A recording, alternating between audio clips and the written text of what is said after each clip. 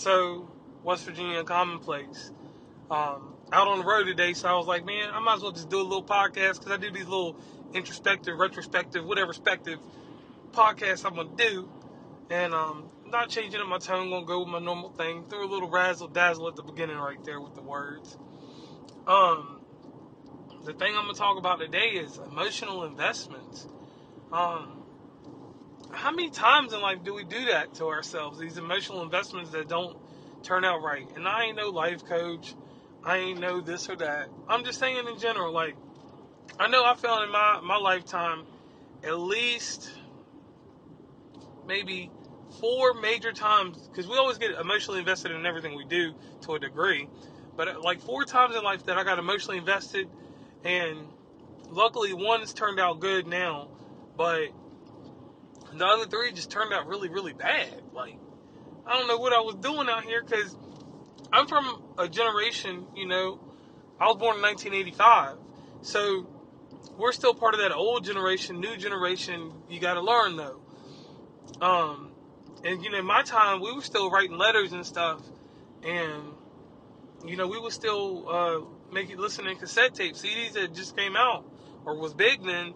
You know what I'm saying? But like, how the things went for me is, I started out here probably like 1989, I want to say, and 1990, probably like first year of kindergarten. I ended up going to transitional first grade, right? And I met this girl. Her name was Brandy. God rest her soul, because she's actually gone. And she told me, she was like, "Man, there's something about you. You got this thing going on." And someone tell you this at a young age. I've always been kind of wise. I had a big head, so when I was in school, they used to call me Yoda because I was kind of knowledgeable, And I've always, sorry, my car went beep beep beep beep. It's supposed to be ice out here, but I was always kind of knowledgeable about things. And I don't know, the way that my mother and father raised me, we was raised with love in the house. And I understand that a lot of people live in houses and homes and don't really have that kind of love. But, I could genuinely tell that my mother and father loved each other. They expressed that. It wasn't no hidden secret. So I assumed that kind of position with whatever or whomever I was dating or trying to pursue, even at a young age. If I liked you, I would get emotionally invested. And I don't know if that was a good thing, but I figured it turned out to be a great story and a great experience, because when I was younger, I would just, be like, man, I like this young lady, whoever her name is. And, I wasn't nothing crazy back then because you're a child. And, I would just play on them cues. I would throw out overtures. And I would tell, this friend or that friend, man, I like this girl. Can you let her know? I was never direct about it when I was young. Very indirect. And then, at that time, the coolest thing was to get the telephone number. And I'll never forget the first phone number I got. It was a 434-821-10. I think it was like 1040, something like that. One of them, something like that. That was the number. Don't call that number now, because that's probably somebody else's number. And the young lady put it on a little piece of paper. Back in my time, we was doing check boxes as, do you like me, do you not? And at that point, and like, I hadn't gone through rejection, so I didn't know what rejection was like. And she told me yes in the box. And, we got on the phone, and I've always been a conversationalist. I talked to her, and I ain't going to mention her name for story's sake, but I'm just telling the story. And we just hit it off. And that's where I built my intimacy, and that's where I got deeper emotionally invested in things, because I was the type of person, and I still am to this day with my girlfriend Stacy. I like to know your interests. I like to find out what's going on with you, things that interest you. I don't necessarily say very much about what's going on with me, because you can see the outside if you're around me either in a relationship or as just a friend. You can see what I like by just being around me, because everything I do is pretty much an open book like that. But back then with this story, when I was in elementary school, this was like 3rd or 4th grade. We had went to Monticello to see Thomas Jefferson's one of his estates, and I was up there having a good old time. Nothing was messing with me. You couldn't tell me nothing. With me, I was just so involved. And crazy thing about this story, this person, and even she'll know it to this date. That was one of the relationships. She just moved away. And we never picked up the pieces. I seen her when I went to Fun Quest and different things like that later on in life. Fun Quest was the skating ring where I was from. And I don't know. After that, I went on to 5th grade, 5th, 6th, 7th grade, and 8th grade. I dated one girl for like years during school. I had that Corey and Topanga thing going on early on in life. So from there, I learned, what you do to keep a relationship going, communication. I learned all this old man stuff when I'm like 12 and 13, just because I immersed myself in it. Everybody else might have been out here working on the jump shot. I already was enact with the wrestling skill and whatever skill I was going to get. So,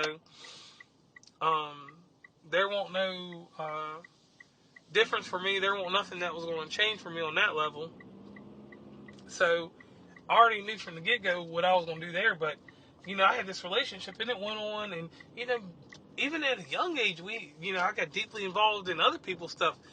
We used to get on the telephone and have these conversations. Older people call it the party line then, but it was just a normal three-way conversation for me, and it was probably the most amazing thing that I could have going on, because nobody had these three-way conversations going, So we would have this thing called the Mad Three-Way. We would have 9 people on the three-way, or if we could get more than that, we would. I think normally we would lash out and have about 12, but everybody had a three-way except the last person. The last person was always probably the most,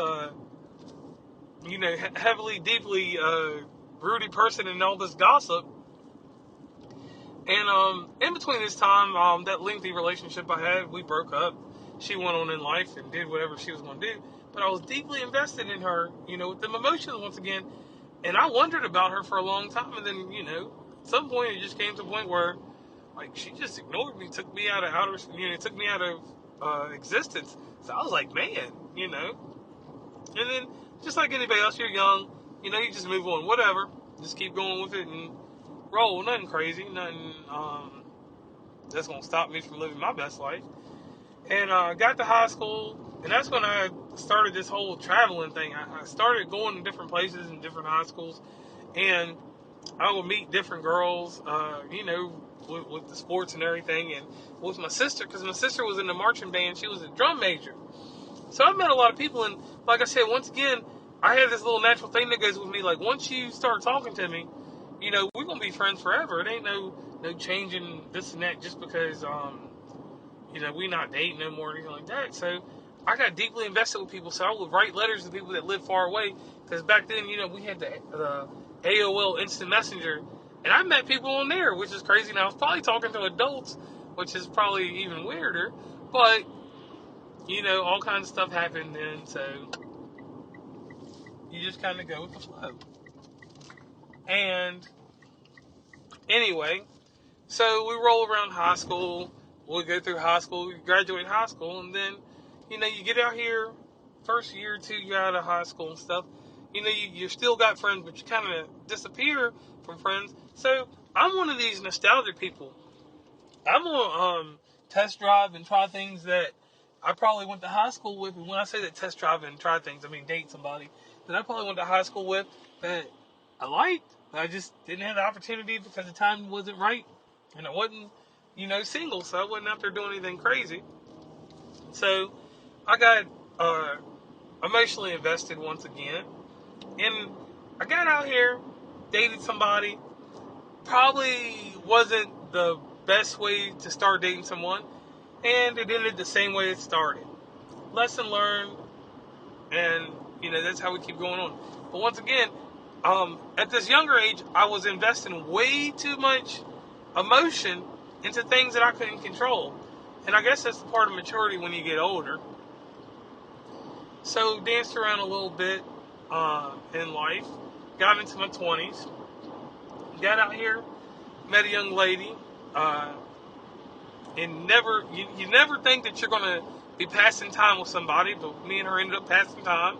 Got a son out of that. And, after you pass the time, you kind of like, man, I was emotionally invested there. And that was the first relationship that I could actually, be like, hey, I actually took back my investment. That one I took my investment back and I was, golden there. And the next 2 go-rounds, I was once again emotionally invested here and there. One of them, I took the emotional investment out of that one, and luckily I was able to recover it later on down the road. And one I lost.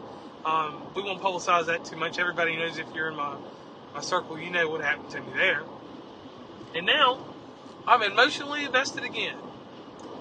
And me and this lady, she is able to go everywhere I want to go, do what I want to do, and that's the type of emotional investment I want. I wanted to go more into detail with this emotionally investment thing with my audience like this. It's crazy how much emotion we give and we invest in someone, all for it to flutter and to disappear. If my younger self knew what my older self knew now, I probably wouldn't have invested so much time into all these failed relationships. Yeah, I know the motto, learn me or I'm a lesson. I didn't learn that until maybe like 6 years ago. And I'm 35 now, and I'm like, man, why did it take me so long to know that? And you got all these wise people, but all the wise people I've talked to never talk about emotionally investing in yourself. I get all this good talk about this and that, and the reason that this topic even came up is because a life coach came to me, and she is overseas, and I talk to lots of life coaches and a lot of people that specialize in emotions, feelings, and all that other stuff. And she asked me, how much do I emotionally invest in anything I do? And I told her a crazy amount of money I do. I invest $10.47 into anything I'm emotionally invested in nowadays. And me breaking that down for you all is very simple. I used to put $100 in, and I would come back with nothing.